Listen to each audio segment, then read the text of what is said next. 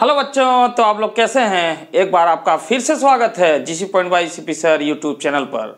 तो बच्चों आज हम लोग देख रहे हैं 12th क्लास की केमिस्ट्री। और केमिस्ट्री में बच्चों आज हम लोग लिया है ठोस अवस्था।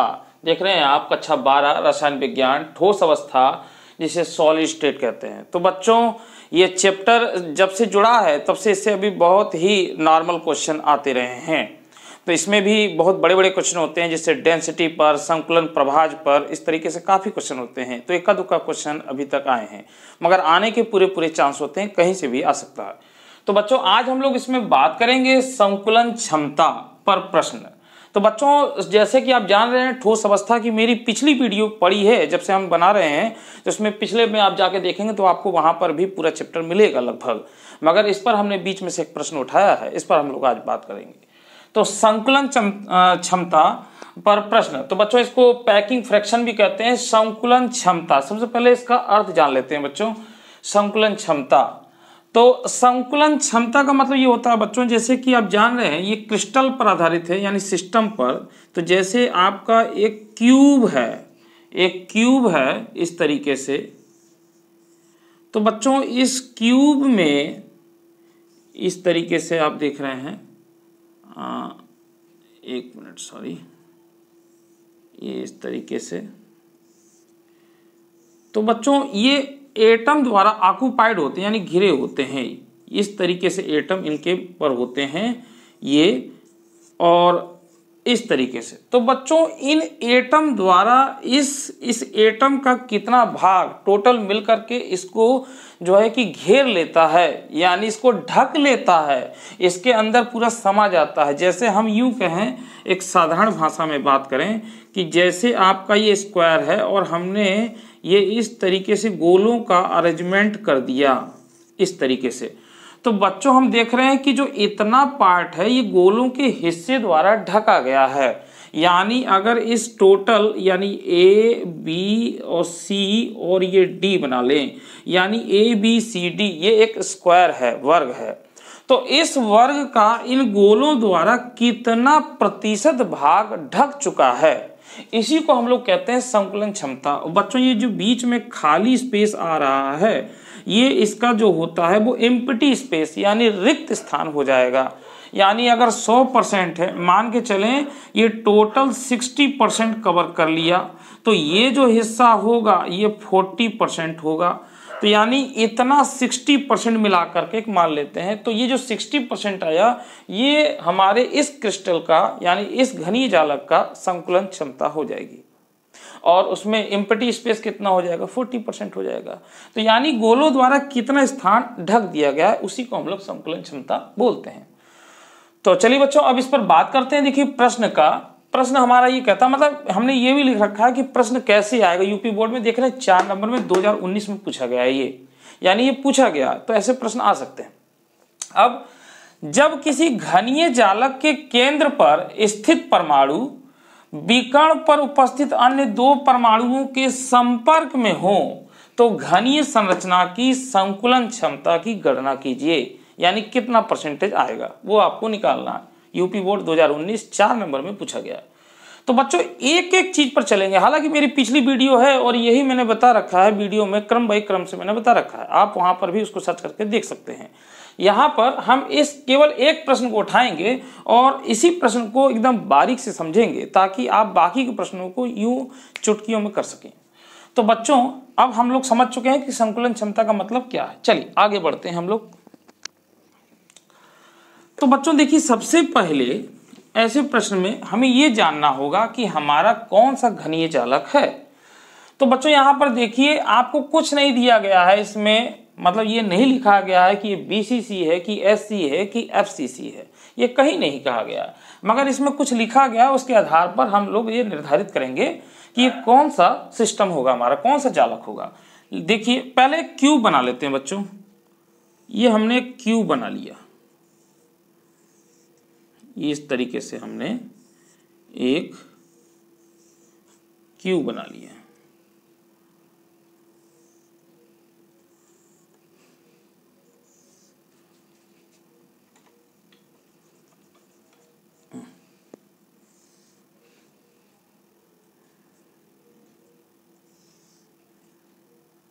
हाँ, ये हमारा एक क्यूब हो गया बच्चों।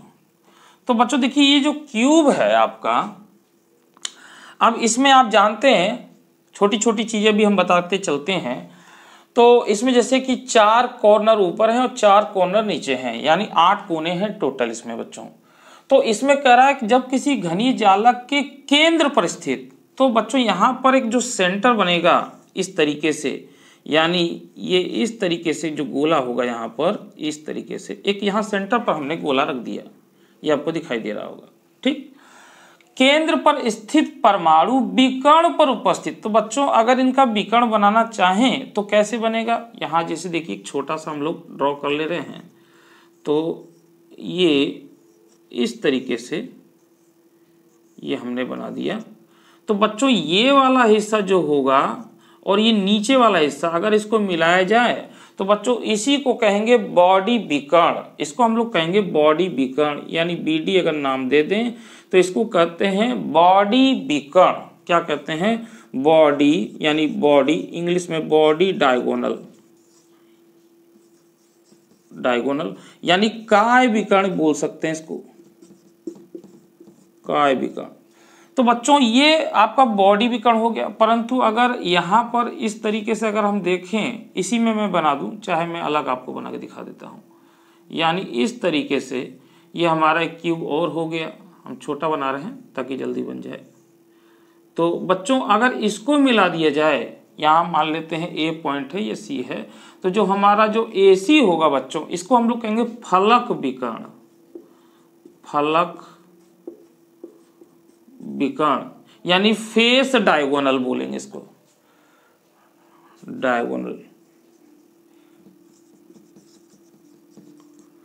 तो बच्चों ये तो आपने समझा कि है। अब यहां पर देखिए कह रहा है कि परमाणु विकर्ण पर, तो विकर्ण जो है यहां पर बच्चों, यहां पर अब ये समझना होगा कि अन्य 2 परमाणु के संपर्क में अगर केंद्र आ गया तो बॉडी विकर्ण की ही बात करेगा, फेस की नहीं बात करेगा। तो बच्चों यहाँ पर जो विकर्ण है वो बॉडी विकर्ण है, यानी ये वाला। तो बच्चों एक एटम यहाँ पर है इस तरीके से और एक एटम आपका यहाँ पर है, इनको हम लोग इस तरीके से कर देते हैं। तो ये हमारा ये हो गया। अब हम प्रश्न की ओर आगे चलते हैं। उपस्थित अन्य 2 परमाणु, तो यानी ये जो है स्थित केंद्र पर स्थित परमाणु विकर्ण पर उपस्थित अन्य 2 परमाणु के संपर्क में, यानी इसके संपर्क में हो। तो बच्चों इसमें क्या है कि ये इसको टच कर रहा है, ये इसको टच कर रहा है, यानी ये टचिंग कंडीशन में है। इसका मैंने विश्लेषण आपको पूरा पिछले वीडियो में बता रखा है, यहाँ पर आप उसको देख सकते हैं एक बार, ठीक है। तो बच्चों ये इस तरीके से इनको स्पर्श कर रहे हैं, ये स्पर्श कर रहे हैं ये वाला। तो मैं इसको नाम दे दूं पहले ही बी और डी, ठीक है। बाकी हम लोग नाम दे सकते हैं, इसको हम लोग ए नाम दे सकते हैं, इसको सी नाम दे सकते हैं, इसको ई नाम दे सकते हैं, इसको डी एफ जी एच कुछ भी नाम सकते हैं, इससे कोई फर्क नहीं पड़ता। तो हमारा यहाँ पर बॉडी विकर्ण यानी बी डी हो गया, बॉडी डायगोनल इसलिए मैंने बी डी के लिए लिखा है। तो बच्चों ये तो बात हो गई इसकी बॉडी विकर्ण की। तो वही वो कह रहा है कि 2 संपर्क में हो तो घनीय संरचना की संकुलन क्षमता की गणना कीजिए। अब आपको इतना बात समझ में आ गया होगा। तो संकुलन क्षमता का मतलब भी जान चुके हैं आप। संकुलन क्षमता निकालते कैसे बच्चों, इसको हम लोग समझते हैं। तो देखिए ये फार्मूले से निकलता है। फार्मूला क्या होता है यहाँ पर हम नोट कर लेते हैं। संकुलन क्षमता, संकुलन क्षमता, संकुलन क्षमता बच्चों बराबर होगा यहाँ पर z। अब z का मतलब क्या है अभी मैं बता देता हूँ, मैं शॉर्टकट में ही लिखता हूँ, z इंटू एक परमाणु का आयतन बटे घन का आयतन या तंत्र का आयतन।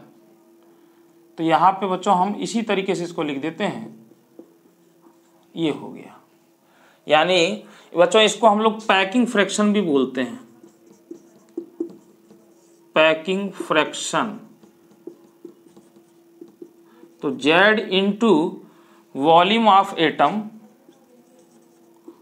वॉल्यूम ऑफ एटम अपॉन, और ये हो जाएगा volume of cube, volume of cube into 100। तो बच्चों ये तो हो गया सूत्र की बात। अब यहाँ पर समझ लेते हैं इसमें क्या निकालेंगे। तो बच्चों यहाँ पर देखिए एक सूत्र हम लोग ड्राइव करते हैं और उसको जो है कर लेते हैं काम में। तो पैकिंग फ्रैक्शन बच्चों जो होगा यहाँ पर देखिए जेड, अभी बताएंगे इसमें बात, एक परमाणु का आयतन, इसका मतलब बच्चों इसमें जो भी परमाणु भाग ले रहे हैं यहाँ पर यहाँ पर यहाँ पर, उसमें एक परमाणु का आयतन कितना होगा। तो यानी परमाणु कैसा है, गोलाकार है, तो गोले का आयतन क्या होता है 4/3 पाई r³ बटे बच्चों घन का आयतन वॉल्यूम ऑफ क्यूब। इसका मतलब क्या है, इस क्यूब का आयतन क्या होगा। तो बच्चों अगर ये वाली भुजा हमारी a लेंथ की है तो a³, तो बच्चों इसका जो आयतन हो जाएगा वो हो जाएगा a³ और इंटू 100। तो ये हमारा जो फार्मूला है बच्चों ये सबके लिए काम करेगा, यानी SC, BCC, FCC तीनों के लिए काम करेगा। तो बच्चों यहाँ पर जो है Z का मान बदलता रहेगा। SC के लिए Z का मान हम लोग 1 रख देंगे, इसके लिए हम लोग मान 2 रख देंगे, इसके लिए मान हम लोग 4 रख देंगे। यहाँ Z की वैल्यू बदलती चली जाएगी और यहाँ पर रिलेशन चेंज कर देंगे A और R में, तो उस हिसाब से बच्चों ये आपका हो जाएगा। ठीक है, ये आपका हो जाएगा। अब बच्चों बात कर लेते हैं यहाँ पर ये Z क्या है। अब Z की बात आती है तो बच्चों देखिए अगर कोई क्यूब मतलब इस तरीके से हमारा कोई जालक है, मतलब पूरा क्रिस्टल है, तो उस क्रिस्टल में एक यूनिट सेल में, यूनिट सेल का मतलब आपके पास बच्चों देखिए जैसे अगर ये एक हमने दीवार बना दी इस तरीके से, मैं एक क्वेश्चन ही को समझा रहा हूँ बच्चों, बहुत बारीक से ध्यान समझिएगा। तो इसमें देखो बच्चों ये बार बार रिपीट करने पर ये पूरी दीवार बन गई आपकी। तो ये जो हिस्सा होगा ये आपका आएगा यूनिट सेल। यूनिट सेल एकक कोशिका इसको हिंदी में बोलते हैं, यानी एक यूनिट सेल है और ये पूरा का पूरा मिलाकर के एक क्रिस्टल हो जाएगा। तो हमारे क्रिस्टल की बात हो रही, क्रिस्टल में अगर कोई परमाणु किसी मतलब कॉर्नर पर या कहीं पर है तो वह अपने एक यूनिट सेल में कितना योगदान देता है वही जेड कहलाता है। यानी पूरे क्रिस्टल में अगर किसी कोने पर या फलक पर या कहीं पर अगर रखा जा रहा है तो उस परमाणु का कितना प्रतिशत भाग, मतलब कितना भाग का मतलब इसका फ्रैक्शन भाग, यानी आधा 1/4 1/3 कितना भाग वो एक यूनिट सेल के अंदर चला जाएगा, वही जेड का मान है, वही जेड का मान है। तो बच्चों इसको मैंने बता रखा है कि जेड की वैल्यू कैसे निकालते हैं डिटेल से। अब ज़्यादा डिटेल करेंगे तो बहुत लंबा हो जाएगा। यहाँ पर फिलहाल आप समझ लें कि अगर यहाँ पर मैं बता दूँ जैसे कि, हाँ ठीक, जैसे कि ये हमारा कोई क्यूब हो गया, ये हमारा कोई क्यूब हो गया, तो बच्चों अगर यहाँ कॉर्नर पर है यानी हम लिख दें कोना, तो कोना में बच्चों 1/8 भाग आता है, यानी एक गोले का 1/8 भाग आएगा। उसी प्रकार बच्चों लिख दें फलक, तो जो फलक में आएगा वो 1/2 भाग आएगा।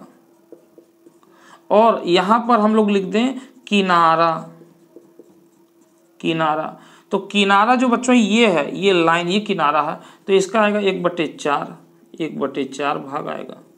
तो आप इतना जाने रहे, अगर कोने पर कोई है तो 1/8 आएगा। अब वो कैसे आएगा मैंने इसको समझा रखा है बहुत डिटेल से, ठीक है। तो ये आप ध्यान रखिए कि 1/8 आएगा। अब बच्चों बात कर लेते हैं यहाँ पर, और केंद्र में है, अगर केंद्र में है, केंद्र में, तो ये पूरा पूरा एक आता है, एक गोला रखा है तो एक आएगा यहाँ पर, ये समझ गए होंगे। तो बच्चों जेड की वैल्यू हम लोग यहाँ से प्राप्त कर लेते हैं। जेड की वैल्यू देखिए मैंने जैसे लिख रखा है 1 2 4, वैसे आप निकाल सकते हैं। तो बच्चों अगर हम एक सिंपल क्यूब की बात कर लें तो सिंपल क्यूब में क्या होते हैं कि सभी जगह गोले आपके होते हैं, कहाँ पर, कॉर्नर पर, और कितने कोने होते हैं, 8 कोने होते हैं। तो हम देख सकते हैं बच्चों की 8 कोने और एक गोले का 1/8 आता है। तो ये टोटल अगर करेंगे कितना जाएगा, 1 आ जाएगा, 1 आ गया, देखिए 1 है। अगर बच्चों ये आपका मान लीजिए BCC सिस्टम है तो इसके एक सेंटर में रखा होगा, तो एक तो हमारा इससे निकला ये कोने से और एक सेंटर में निकला, तो 1 + 1 बराबर कितना हो जाएगा 2, तो देखिए 2 आ जाएगा। तो यानी BCC के लिए हम डायरेक्ट 2 रख देंगे, ठीक है। इसी प्रकार बच्चों अगर यहाँ पर हम लोग बात कर लें कि अगर ये केंद्र में नाव का हो करके आपका अगर फेस पर है, इस तरीके से फेस पर है, तो 6 फेस होती हैं, 6 सतह होती हैं, तो एक फेस का योगदान कितना 1/2, तो यानी ये हो जाएगा 3 और एक किनार गोले कॉर्नर से, यानी 3 + 1 = 4। तो देखिए 4 आ गया। यानी इसको आप थोड़े से आसान तरीके से इसी तरह समझ सकते हैं ताकि आपको समझ में आ जाए। तो अगर जिन बच्चों को ये समझ में नहीं आ रहा है तो केवल इतना वैल्यू याद कर लें कि SC के लिए 1 होता है, BC के लिए 2 होता है, BCC के लिए, FCC के लिए 4 होता है। तो आप अगर ये याद कर लेंगे तब पर भी आपका काम चल जाएगा। समझे हैं तो और अच्छी बात है, ठीक है। तो फिलहाल आप Z तो समझ गए कि हमें Z की वैल्यू क्या रखनी है। सबसे पहले तो हम समझ ले बच्चों कि इस कथन के अनुसार ये हमारा जो जालक हुआ ये कौन सा होगा, तो हमारा BCC होगा, BCC। क्योंकि देखिए इसके केंद्र में आ चुका है, केंद्र में आता है और बाकी कोनों पर हो तो वो आपका BCC जालक बनाता है। ये आप समझ चुके होंगे। तो हमारा BC जालक, तो Z की वैल्यू हमारी कितनी होनी चाहिए, 2 होनी चाहिए। यानी Z का मान तो इसमें 2 आ गया इस क्वेश्चन के लिए, ठीक है। अब बच्चों यहाँ पर जो वॉल्यूम है ये तो आपने फिक्स कर लिया। अब यहाँ पर ये देखिए ये R है, ये A है, इन दोनों को एक ही मिला दें। यानी या तो हम A को R के पद में लिख दें या तो R को A के पद में लिख दें। कोई एक काम कर लेते हैं, ठीक है, कोई भी एक काम आप कर सकते हैं, दोनों से उतना ही आएगा। चलिए अब ये समझ लेते हैं ये क्या चीज़ है बच्चों। तो देखिए A और R में रिलेशन होता है। अगर हमारे पास मान लेते हैं कोई सिंपल क्यूब होता बच्चों इस तरीके से, ये हमारे पास एक सिंपल क्यूब है, छोटा हमने बनाया। तो यहाँ पर देखिए ये 2 गोले इस तरीके से बच्चों, यानी सभी पर हैं, तो ये 2 गोले आपस में इस तरह टच करते हैं। सिंपल क्यूब हमारा ये SC है, SC है ये। तो SC है तो ये दोनों गोले एक दूसरे को टच कर रहे हैं। इसका मतलब कि बच्चों एक गोला ऐसे है, एक गोला ऐसे है, इसका सेंटर ये, इसका सेंटर ये। और आप देख रहे हैं कि ये इस तरीके से जो ये बनाया गया यहाँ पर, तो ये एक भुजा आ रही है, यही भुजा यहाँ पर होगी। तो अगर मान लें कि ये A भुजा है बच्चों, आपकी A भुजा है, तो हम यूं कह सकते हैं कि ये R और ये R, क्योंकि इस वृत्त का मतलब इस गोले का जो त्रिज्या होगी वो R और इस गोले की जो त्रिज्या होगी वो R, तो R + R यहाँ क्या हो गया 2R। तो हम यूं कह सकते हैं कि A = 2R, यानी ये रिलेशन हो गया। A की जगह पे हम अगर 2R रखें तो वो SC के लिए होता है। इसी प्रकार हमको BCC के लिए निकालना है बच्चों। तो BCC के लिए कैसे निकलेगा समझते हैं। देखिए अब इसके लिए मैं थोड़ा सा इसको मिटा रहा हूँ, आप स्क्रीनशॉट लेके इसको पोस्ट करके नोट करना चाहें तो नोट कर सकते हैं, ठीक। चलिए अब देखिए बच्चों हमें BCC के लिए निकालना है, ठीक है। तो BCC के लिए निकालना है। अब मैं तो यहाँ पे देखिए मैं कर लेता हूँ एक छोटा सा फिर से ड्रॉ। BCC के लिए कैसे निकालेंगे, तो ये देखिए BCC में बच्चों क्या होता है कि आपके ये वाले जो गोले हैं ये टच नहीं करते एक दूसरे को। SC में करेंगे, BCC में नहीं करेंगे। अब ये क्यों नहीं करते मैंने सब रीजन इसमें बता रखा है, फिलहाल आप इतना समझिए कि टच नहीं करते। तो इसमें टच कौन सा कर रहा होगा बच्चों, एक तो जो सेंटर पे रखा होगा और एक ये 2 कोने पर रखे होंगे, यानी ये वाले टच करते हैं बच्चों। तो ये बॉडी विकर्ण बना रहा है। अब यहाँ पे एक डायग्राम को और समझ लेते हैं बच्चों, यहाँ पर एक डायग्राम को और समझते हैं इसी के लिए। तो देखिए ये अब यहाँ पर देखिए बच्चों आप कि हो क्या रहा है कि यहाँ पर आप देख रहे हैं कि अगर मैं इसको ऐसे मिला दूं और इसको ऐसे मिला दूं तो बच्चों देखो ऐसे लग रहा होगा जैसे एक वर्गाकार कमरे में एक बॉडी की विकर्ण एक प्लेट पूरी डाल दी गई है ये। अब बच्चों यहाँ पे देखिए कि हम इसको अगर ऐसे मिला दें, ऐसे मिला दें, अब मैं इसको छायांकित कर रहा हूँ, देखो ये ऐसे कर रहा हूँ, ऐसे। तो अगर मैं इसको नाम दे दूं, ये दे दूं B और इसको मैं दे दूं D और मान लीजिए मैं इसको दे दूं C, यानी BDC इस तरीके से देखो बच्चों। और यहाँ पे मैं नाम दे दूं इसको, मान लीजिए आपका हो गया A हो गया, ये नाम हो गया, बस इतनी की जरूरत है, हम इतना नाम दे दिए। और बच्चों ये जो भुजा है आपकी मान लेते हैं ये हो गया E, तो E से लेके B तक की जो दूरी है वो A है, तो A सबका होगा क्योंकि क्यूब है ये। अच्छा ये क्यूब है और ये सबकी दूरी होगी। क्लियर, एक एक चीज समझते जाइएगा। तो बच्चों ये वाली जब क्यूब है, ये वाली जब सॉरी ये भुजा जब A है और ये भुजा भी A है लेंथ इसकी, तो ये वाली कितनी निकल जाएगी जरा आप गौर करें। तो आपको जो ट्रायंगल नजर आ रहा होगा वो 90 डिग्री का नजर आ रहा होगा, यानी समकोण त्रिभुज नजर आ रहा होगा। तो इस पे हम लोग पाइथागोरस थ्योरम लगा सकते हैं बच्चों। तो देखिए ये ए हो गया, ये वाली जब सामने वाली है तो ये भी ए हो गया। तो ए बी का मान क्या हो जाएगा बच्चों? तो ए बी का मान हो जाएगा इसका वर्ग धन इसका वर्ग, उसका रूट कर दें। तो रूट कर देंगे तो जो ए बी बराबर हो जाएगा, ये हो जाएगा अंडर रूट ए स्क्वायर प्लस ए स्क्वायर बराबर 2a² और a रूट 2 आ गया। तो आप इतना समझ गए कि हमारा जो ए बी का मान है वो a√2 आ गया बच्चों। कितना आ गया? a√2 आ गया। तो ये वाला भी a√2 होगा क्योंकि नीचे और ऊपर वाला सेम है, a√2 हो गया हमारा। और ये वाली भुजा बच्चों कितनी है? BC बराबर हमारी a है, तो BC बराबर हमारी a है। और CD बराबर कितनी है? a√2 है। तो BD का मान क्या निकाल सकते हैं? बिल्कुल निकाल सकते हैं। ये आप देखिए ये भी 90 डिग्री के कोण पर है, ये 90 डिग्री कोण पर है, पाइथागोरस थ्योरम लग जाएगा। तो BD बराबर बच्चों कितना हो जाएगा? तो BD बराबर मैं यही लिख देता हूं, देखिए BD बराबर, अब बच्चों हम लोग क्या करेंगे? इसका वर्ग धन इसका वर्ग रूट में कर देंगे, यानी ये हो जाएगा आपका a² प्लस, और बच्चों a√2 इसका अगर हम वर्ग करें तो क्या हो जाएगा? देखिए a का स्क्वायर हो जाएगा, √2 का वर्ग करेंगे तो 2 हो जाएगा, यानी 2a² हो जाएगा। यानी हम यूं कहें रूट में हो जाएगा 2a² और ये a² यानी 3a²। अब इसको बाहर कर दें तो ये आ जाएगा आपका a√3, यानी BD बराबर बच्चों ये निकल गया, BD बराबर a√3। इसको इक्वेशन नंबर 1 मान सकते हैं। तो आपको समझ में आ गया होगा कि मैंने BD का मान यानी यहां से यहां तक का मान किस तरीके से निकाला, पाइथागोरस प्रमेय को यूज करके मैंने निकाला। ठीक है, अब बच्चों एक काम करते हैं, आप एक बार इसको नोट कर लें, फिर हम इसको मिटा देते हैं, केवल इतना छोड़ेंगे, यहाँ पर मिटाएंगे। ठीक है, जगह के लिए, तो इसको आप एक बार पोस्ट करके नोट कर लें। ठीक है, चलिए देखिए अब मैं यहाँ पे मिटा दे रहा हूँ इसको। अब बच्चों यहाँ पर एक चीज और समझ लेते हैं। देखिए तो BD का मान ये आ गया बच्चों। अब एक तरीके से और निकाल सकते हैं, जैसे कि बच्चों मैंने ये पहले वाले में बताया था आपको कि दो गोले टच कर रहे हैं, तो मैंने इनके A और R में रिलेशन निकाले थे, A और R में रिलेशन निकाला था। तो उसी तरीके से अगर ये तीन गोले बच्चों इस तरीके से टच करें, स्पर्श करें, ऐसे ये तीन गोले टच कर रहे हैं और टच करते ही है बच्चों ये एक दूसरे को स्पर्श कर रहे हैं, वो कब भी रहा है? संपर्क में। ठीक है, तो बच्चों ये देखिए मान लेते हैं ये आपका यहाँ सेंटर, ये इसका सेंटर, इसका सेंटर, इसको मिला दें तो बच्चों यही जो पॉइंट है ये B वाला है और ये वाला कौन सा है? D वाला है ना, BD है ये आपका।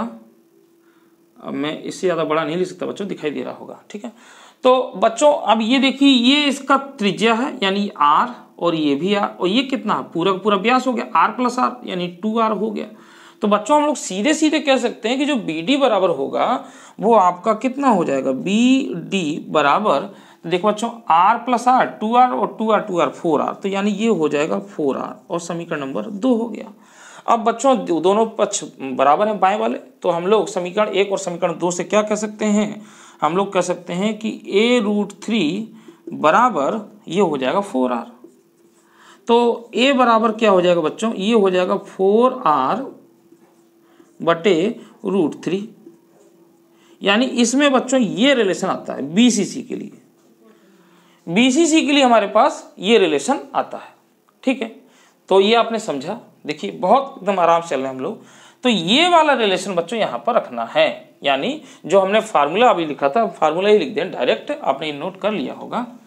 तो फार्मूला बच्चों हमने जो बनाया था वो क्या था? संकुलन क्षमता के लिए हमने बनाया था Z × 4/3 पाई RQ अपान AQ और इंटू 100, यहाँ पर संकुलन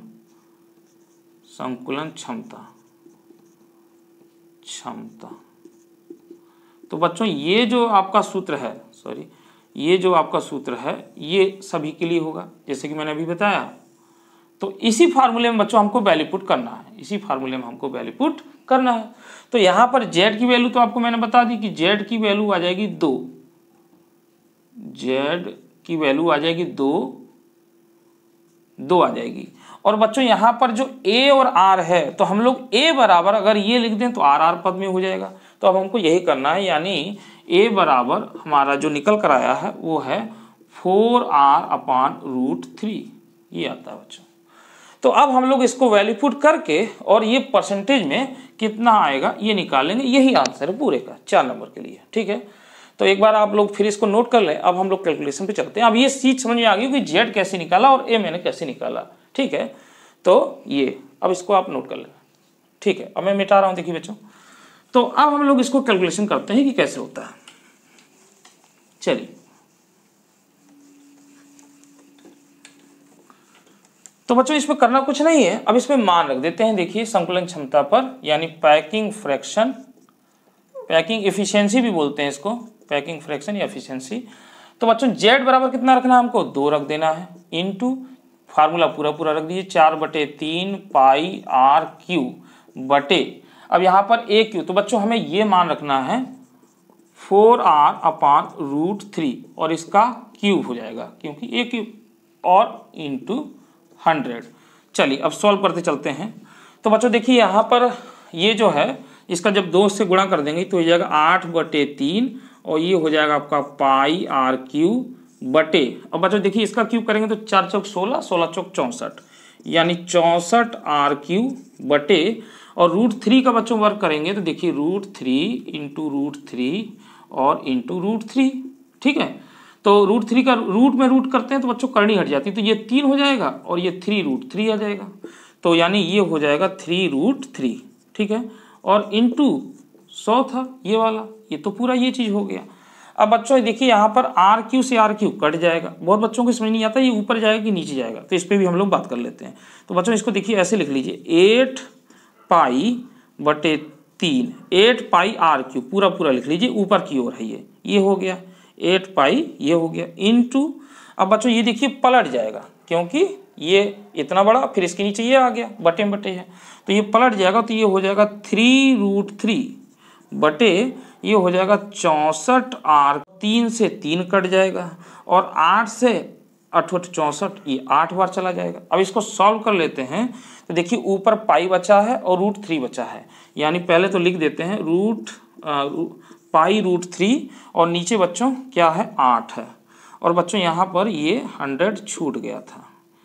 चलिए तो ये हो जाएगा आपका इंटू 100। तो बच्चों इसको और सॉल्व कर लेते हैं, तो पाई का मान हो जाएगा 3.14 इंटू इसका मान मैंने लिख दिया था 1.732 बटे 8 गुणे 100। तो बच्चों 100 को गुणा करेंगे तो ये सीधे सीधे आपका 314 और ये हो जाएगा 1.732 बटे, और ये हो जाएगा 8। तो बच्चों जब इसमें गुणा भाग कर किया जाएगा, आप लोग कर सकते हैं आसानी से, तो ये 67.98% आएगा, तो जिसको हम लोग समथिंग में 68% लिखते हैं।